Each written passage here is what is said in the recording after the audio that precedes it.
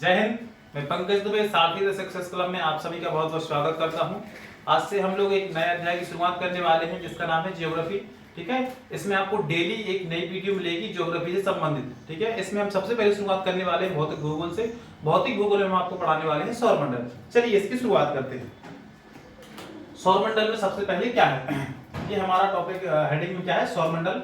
सूर्यास्त के बाद आकाश को देखना कितना अच्छा लगता है। संपूर्ण आकाश छोटी छोटी चमकदार वस्तुओं से भर जाता है, जिनमें से कुछ चमकीली एवं कुछ धुंधली होती हैं। आपने देखा होगा कि शाम के समय जब भी हम आकाश की तरफ देखते हैं तो बहुत सारी ऐसी वस्तुएं होती हैं जो हमें चमकीली दिखाई देती हैं और बहुत सारी ऐसी वस्तुएं होती हैं जो हमें धुंधली दिखाई देती हैं। तो इसका कारण क्या है, इसको हम आगे समझने वाले हैं। इन चमकीली वस्तुओं के साथ आप लगभग चंद्रमा को भी देखते हैं। जो हमें चमकीली वस्तुएं दिखाई देती हैं उनके बीच में कहीं ना कहीं आप चंद्रमा को भी देखते हैं।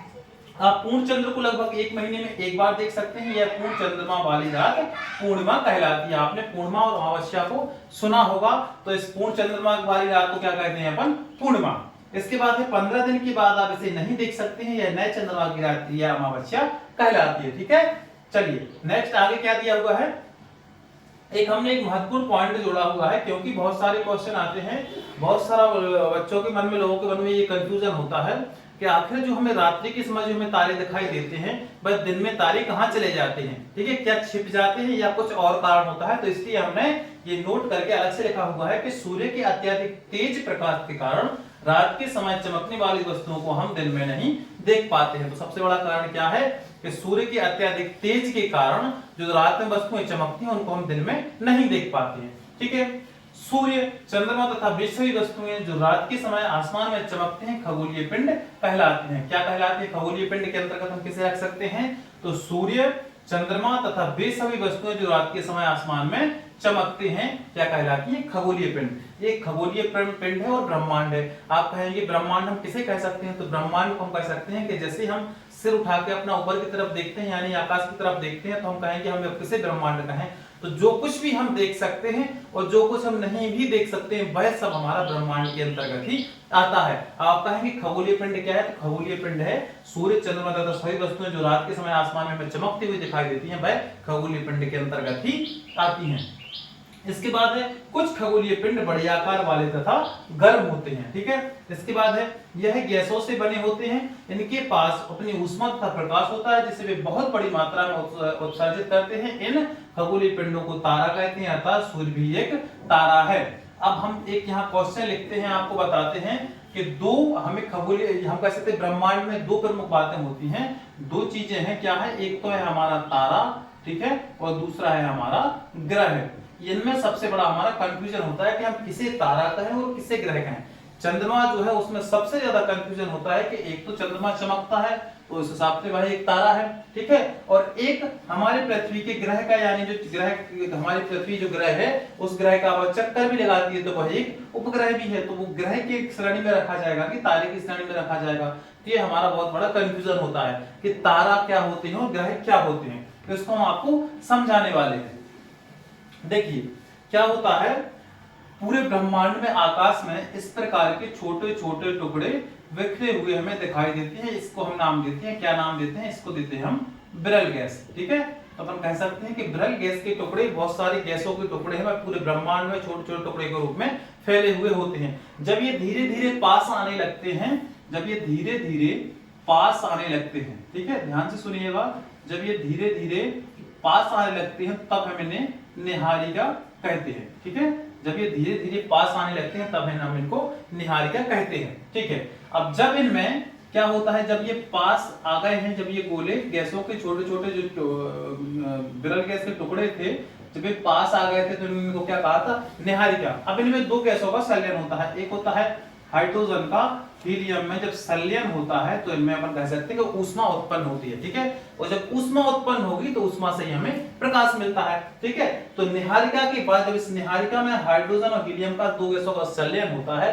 तब वह बनता है एक तारा। ठीक है, क्या हम इसको यहाँ स्पष्ट कर सकते हैं कि तारा किसे हम कहते हैं, जब हाइड्रोजन और हीलियम का निहारिका में संलयन होता है तब वह एक तारा बनता है। चलिए अब इसमें क्या होता है, ये जो तारा है हम यहाँ स्पष्ट लिख के दे रहे हैं, ये तारा है, इसमें अभी क्या है कि 100% हीट और लाइट है, यानी ऊष्मा और प्रकाश होता है। कैसे आई है ये? शुरुआत कहां से होती है? तो विरल गैस से शुरुआत हुई। विरल गैस के बहुत सारे टुकड़े पूरे ब्रह्मांड में फैले हुए थे। जब ये पास आते गए तो ये निहारिका बन गई है, और निहारिका जब इसमें हाइड्रोजन और हीलियम का संलयन हुआ है तब ये तारे के रूप में ले लिया है। उस तारे में 100% हीट और लाइट उपलब्ध है। ठीक है, अब आगे हम बात करते हैं। जब इस तारे में 100% हीट और लाइट थी, ठीक है, और अब अपन कह सकते हैं कि ये हमारा एक तारा है। इसमें अपन कह सकते हैं कि जब लगभग 20% इसमें हीट और लाइट कम हो गई तब यह लाल दानव का रूप ले लेता है। ठीक है, क्योंकि बहुत सारे कॉम्पिटिटिव एग्जाम में पूछा जाता है कि लाल दानव क्या होते हैं, निहारिका क्या होती है, विरल गैस क्या होती है, तारे क्या होते हैं, ग्रह क्या होते हैं। तो इनको आप नोट डाउन करते चलिएगा। ये हम आपको सब समझाने की कोशिश कर रहे हैं कि ये सब होते क्या है। शुरुआत करिए हमने विरल गैस से, विरल गैस के बाद हम आते हैं निहारिका में, निहारिका के बाद बन जाता है तारा। तारा में क्या होती है? इस तारे में 100% हीट और लाइट होती है। ठीक है, तब वह तारा है।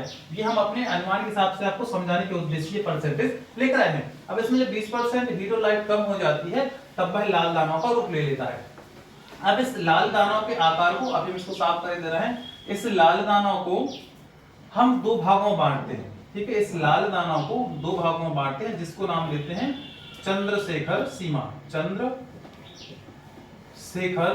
सीमा। ठीक है, एक वैज्ञानिक थे चंद्रशेखर जी, इन्होंने कहा था कि इस लाल दानव के 1.44 गुने से जो छोटे होते हैं, ठीक है, 1.44 गुने से जो छोटे होते हैं वह इस कैटेगरी में रखे जाते हैं, और इस लाल दानव के 1.44 गुने से जो बड़े होते हैं वह इस कैटेगरी में आते हैं। तो लाल दानव के जो सबसे ऊपर 1.44 गुने जो छोटे हैं उनको सबसे पहले किस कैटेगरी में आते हैं? अपन कह सकते हैं ये कहलाते हैं श्वेत वामन। ठीक है, ये कहलाते हैं श्वेत वामन। इस पर कह सकते हैं कि 50% लगभग हीट और लाइट खत्म हो जाती है। जब 100% हीट और लाइट खत्म हो जाती है तो वह बन जाता है